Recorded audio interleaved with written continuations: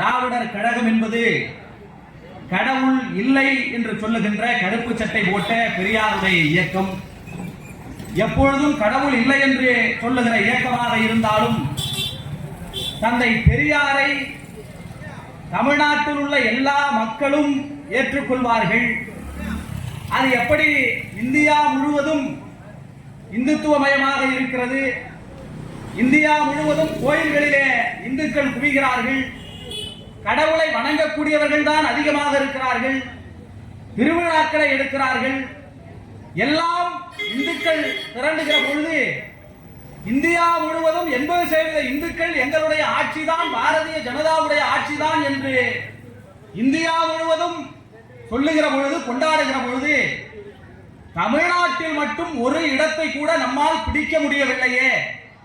அப்படி என்றால் தமிழ்நாட்டில் சாமி கும்பிடுகிறவர்கள் இல்லையா? தமிழ்நாட்டிலும் அத்திவரதருக்கு கோடிக்கணக்கான மக்கள் திரளுகிறார்கள்.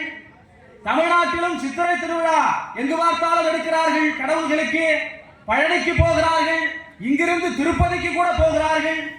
ஆனால் தமிழ்நாட்டிலும் சாமியை வணங்குகிறவர்கள் இருக்கிறார்களே, ஆனால் தமிழ்நாட்டில் ஏன் நம்மால் ஒரு இடத்தை கூட பிடிக்கவில்லை என்று பாரதிய ஜனதா கட்சி, நரேந்திர மோடியாக இருக்கலாம், அமித்ஷாவாக இருக்கலாம், RSS ஆக இருக்கலாம், எல்லோரும் திணறிக் கொண்டிருக்கிற பொழுது அவர்களுக்கு ஒரே ஒரு எதிரி கண்ணுக்கு தெரிகிறார்.